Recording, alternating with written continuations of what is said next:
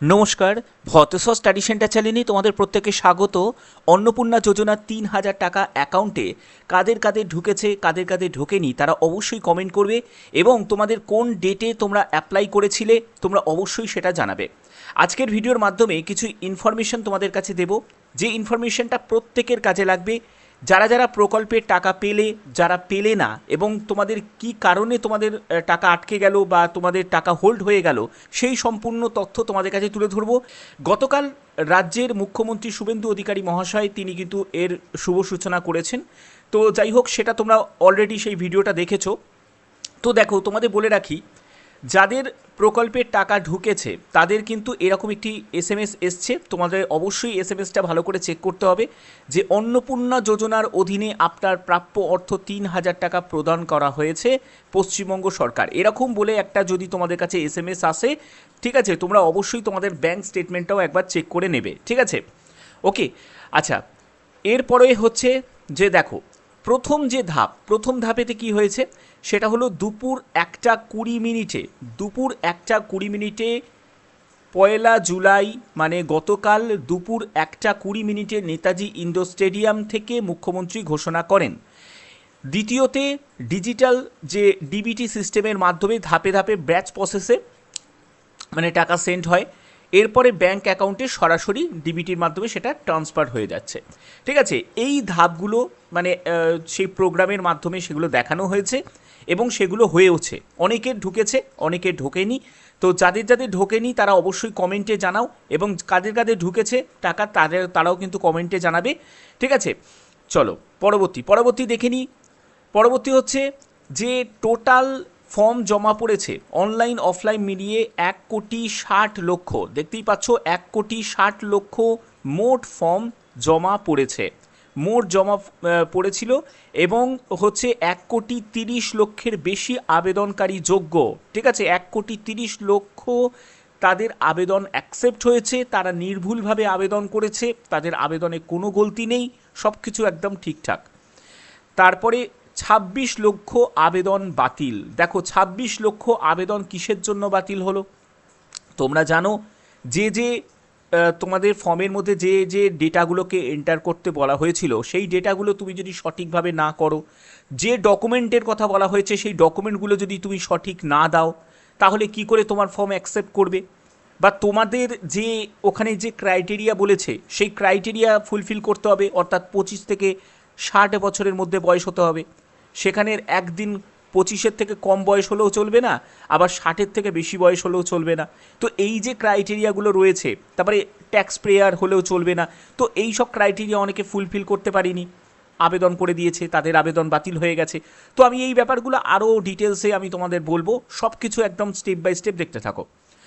পরবর্তী হচ্ছে যে প্রকল্পের টাকা কারা পাবে এবং কাদের টাকা হোল্ড হয়ে যেতে পারে সেই ব্যাপারে কি দেখো, কারা ৩,০০০ টাকা পাচ্ছে, কাদের টাকা হোল্ড হয়ে যেতে পারে সেই ব্যাপারটাও কিন্তু এখানে বলেছে। প্রথমত হচ্ছে সঠিক তথ্যসহ সম্পূর্ণ ফর্ম ফিল আপ। যারা সঠিক তথ্যসহ সম্পূর্ণ ফর্ম ফিল আপ করেছে তাদের আবেদন অ্যাকসেপ্ট হয়েছে এবং তারাই কিন্তু ৩,০০০ টাকা পেয়েছে। সাকসেসফুলি ভেরিফিকেশান, যখন তোমাদের ফর্ম ভেরিফিকেশান হয়েছে, তোমাদের প্রথম কথা ফর্মে যে ডেটাগুলো তুমি এন্টার করেছো সেই ডেটার সাপেক্ষে যেসব ডকুমেন্টস তুমি দিয়েছো সেই ডকুমেন্টগুলোকে মিলিয়ে মিলিয়ে তারা দেখেছে, যারা দেখেছে যে সম্পূর্ণ যা যা তুমি এন্টার করেছো সেগুলো একদম সঠিক, ঠিক আছে? তো তখন তোমাদের ভেরিফিকেশান প্রসেস কমপ্লিট হয়েছে এবং সাকসেসফুল ভেরিফিকেশান হয়েছে। তৃতীয় যেটি সেটি হচ্ছে ডিবিটি লিঙ্ক ব্যাঙ্ক অ্যাকাউন্ট। অনেকে একটা ব্যাঙ্ক অ্যাকাউন্ট দিয়ে দিল, আদৌ সেখানে ডিবিটি লিঙ্ক করা নেই, আধারের সাথে ব্যাংকের কোনো লিঙ্ক করা নেই, তাহলে সেইখানে কি করে হবে? তো ডিবিটি অর্থাৎ ডাইরেক্ট বেনিফিট ট্রান্সফার তুমি কি করে পাবে যদি তোমার লিঙ্ক করা না থাকে? তাহলে সেইগুলো কারণের জন্যও কিন্তু অনেকের প্রবলেম হয়েছে। তো এই ডিবিটি লিঙ্ক অ্যাকাউন্ট যদি তোমার থাকে, যার থাকবে সেই কিন্তু এই ৩,০০০ টাকা পেয়েছে। তারপরে চূড়ান্ত অনুমোদিত তালিকায় নাম। দেখো, এই চূড়ান্ত অনুমোদিত তালিকার নাম, এই চূড়ান্ত অনুমোদিত তালিকা একটা তৈরি হয়, যেটা একেবারে বিডিও থেকে, একেবারে বিডিও অফিস থেকে কিন্তু তাদের পারমিশন চলে আসে, ঠিক আছে? তারপরে সেটা জেলা স্তরে পঞ্চায়েত অফিস, তারপরে হচ্ছে মিউনিসিপ্যালিটিতে, সেখানেও কিন্তু তাদের তালিকা কিন্তু পৌঁছে যায়, তারা কিন্তু জানতে পারে অফিসিয়ালিভাবে যে কোন কোন মহিলারা তারা এই প্রকল্পটা পাচ্ছেন, প্রকল্পের সুবিধা পাচ্ছেন, তাদের কাছে কিন্তু একটা ফাইনাল যে তালিকা তাদের কাছে কিন্তু চলে আসে, ঠিক আছে, এবং সেগুলো তারা মিলিয়ে দেখে। ওকে, এরপরে হচ্ছে যে দেখো যে কি কি কারণের জন্য তাদের প্রকল্পের টাকা হোল্ড হয়ে যেতে পারে। সেটা হচ্ছে আবেদনের ফর্মে ভুল তথ্য ও ডকুমেন্ট, তুমি ভুল তথ্য দিয়ে ফর্মটা ফিল আপ করেছো, তুমি ভুল ডকুমেন্ট দিয়েছো, তাহলে কি তোমার প্রকল্পে তুমি সুবিধা পাবে? একদমই নয়।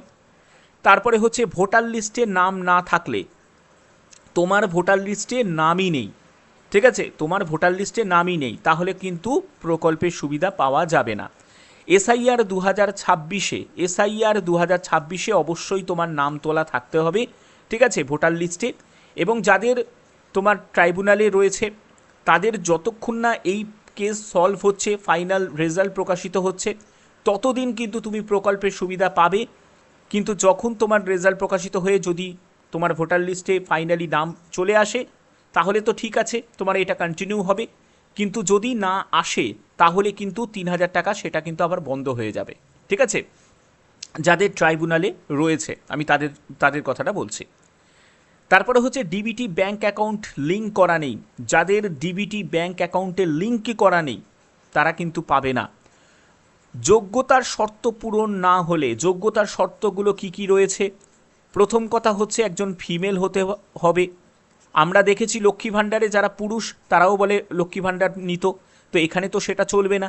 এখানে যারা ফিমেল তাদের ফিমেল হতে হবে, 25 থেকে 60 বছরের মধ্যে বয়স হতে হবে। ইনকাম ট্যাক্স পেয়ার কিন্তু হলে হবে না।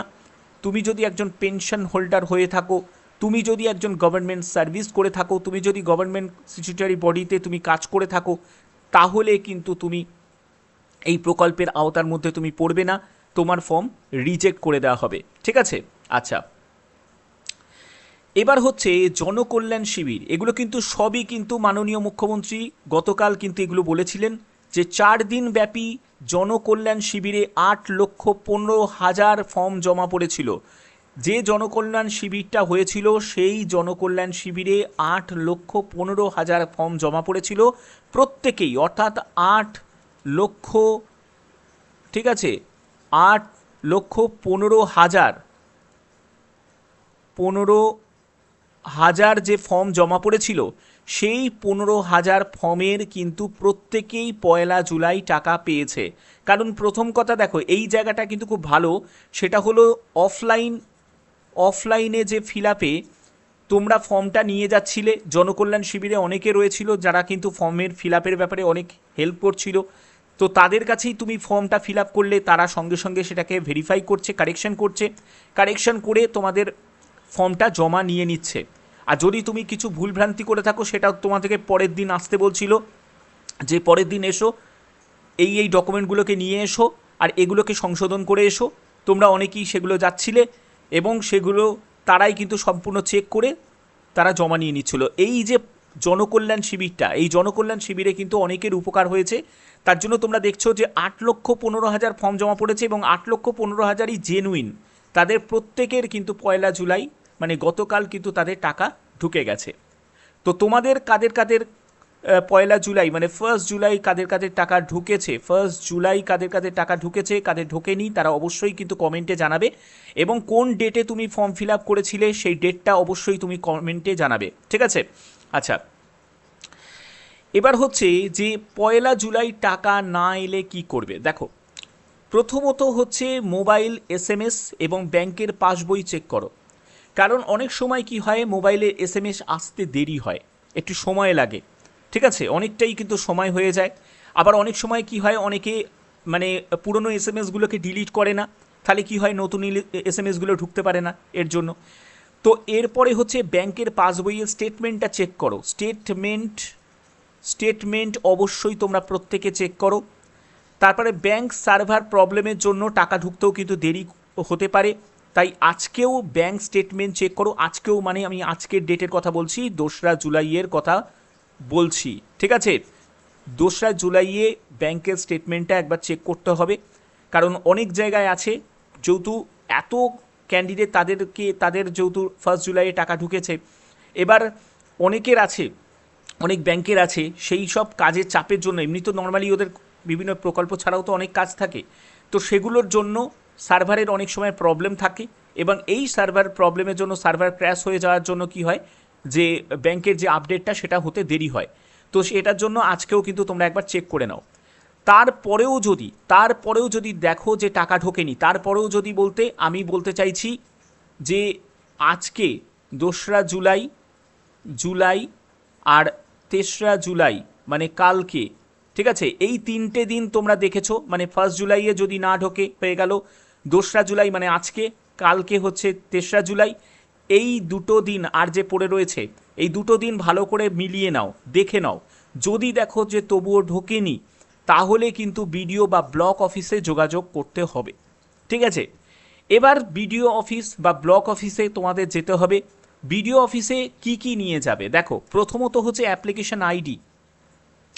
তোমার যে আবেদন করার পরে সে অফলাইন করো কি অনলাইনে করো, তোমার একটা অ্যাপ্লিকেশন আইডি নিশ্চয়ই রয়েছে, সেই অ্যাপ্লিকেশন আইডির যে নাম্বারটা সেটা কিন্তু খুব প্রয়োজন, তারা সেটা দিয়ে সার্চ করবে। তারপরে ফর্মের রিসিপ্ট কপি, অ্যাকনলেজমেন্ট একটা রিসিপ্ট পেয়েছো, সেই অ্যাকনলেজমেন্ট রিসিপ্টটা যারা অনলাইনে অ্যাপ্লাই করেছো তোমাদের তো প্রিন্ট আউট নিশ্চয়ই আছে, অ্যাকনলেজমেন্ট রিসিপ্টটা সেটা তোমরা নিয়ে যাবে। এবং পারলে যদি ফর্মের পিডিএফটা সেটাও কিন্তু তুমি সঙ্গে নিয়ে যেতে পারো, যদি তোমার অলরেডি ডাউনলোড করা থাকে, ঠিক আছে। বর্তমানে এখন কিন্তু স্ট্যাটাস চেক করা যাচ্ছে না, সেই অপশানটাকে যাকে বলে তুলে দেওয়া হয়েছে, যে ডাউনলোডের যে জায়গাটা, যদি আগে কেউ করে থাকো তাহলে কিন্তু অবশ্যই তোমরা নিয়ে যাবে, ওকে। এরপরে হচ্ছে আধার কার্ড, ভোটার কার্ড এবং ব্যাংকের পাসবই, এই 3টে যেগুলো বললাম, এই 3টে অবশ্যই তোমাদের নিয়ে যেতে হবে, ঠিক আছে। অনেকের আছে যাদের ফর্ম, মানে যদি তোমার কোনো কিছু ভুলভ্রান্তি হয়ে থাকে, অনেকের ফর্ম কি আছে রিভার্টেড হয়ে যাচ্ছে, তো যদি রিভার্টেড হয়ে যায় তোমাদেরও কিন্তু যোগাযোগ করতে হবে, কিন্তু তাদেরই ফর্ম কিন্তু ক্যান্সেল হয়ে যাবে, যাদের ভোটার কার্ড নেই, ভোটার কার্ডে তাদের নামই নেই, তাদের কিন্তু ফর্ম ক্যান্সেল হয়ে যাবে, তারা কখনোই কিন্তু রিভার্টেড পজিশনেও যাবে না, পুরো তাদের ফর্ম বাতিল হয়ে যাবে, ঠিক আছে। অবশ্যই, কারণ ভোটার কার্ডের নাম ওঠাটা খুব ইম্পর্টেন্ট, যাদের ভোটার কার্ডে নাম রয়েছে তারাই কিন্তু পাবে। এবং আরেকটা ব্যাপার বলে রাখি, যদি ট্রাইব্যুনালে থাকে, যতদূর না ট্রাইব্যুনালের ফাইনাল রেজাল্ট প্রকাশিত হচ্ছে, ঠিক আছে, লিস্টে তোমার ভোটার লিস্টে পার্মানেন্টলিভাবে তোমার নাম আসছে, ততদিন কিন্তু তুমি পাবে, যদি তুমি যেসব যোগ্যতা যে ক্রাইটেরিয়াগুলো রয়েছে সেগুলো ফুলফিল করতে পারো। কিন্তু তারপরে যদি তোমার লিস্টে যদি নাম না থাকে, ঠিক আছে, সেই ট্রাইব্যুনাল রেজাল্টে যদি তোমার পরে যদি নাম না ওঠে, তাহলে সেক্ষেত্রে কিন্তু আবার কিন্তু এই প্রকল্প বন্ধ হয়ে যাবে, কারণ ভোটার লিস্টে নাম থাকাটা খুবই দরকার, যাদের মানে এসছে তাদের কিন্তু সবার কিন্তু ভোটার লিস্টে নাম রয়েছে, ওকে। তো এই ভিডিওর মাধ্যমে সেই সম্পূর্ণ তথ্যগুলো তোমাদের কাছে তুলে ধরলাম। আশা করি ভিডিওটা প্রত্যেকের জন্য উপকারে লেগেছে। যদি ভিডিওটা ভালো লাগে অতি অবশ্যই ভিডিওটাতে একটি লাইক করবে, চ্যানেলটিকে সাবস্ক্রাইব করে বেল আইকনটাকে অল করে রাখবে, এবং তোমরা কোন ডেটে ফর্ম ফিল আপ করেছো সেই ডেটটা অবশ্যই কমেন্টে জানাবে। এবং কাদের 1 জুলাই টাকা ঢুকেছে, কাদের 1 জুলাই টাকা ঢুকেছে এবং কাদের টাকা ঢোকেনি, তারা অবশ্যই কিন্তু কমেন্টে জানাবে, ঠিক আছে। তো এখনের মতো এইটুকুই, টাটা।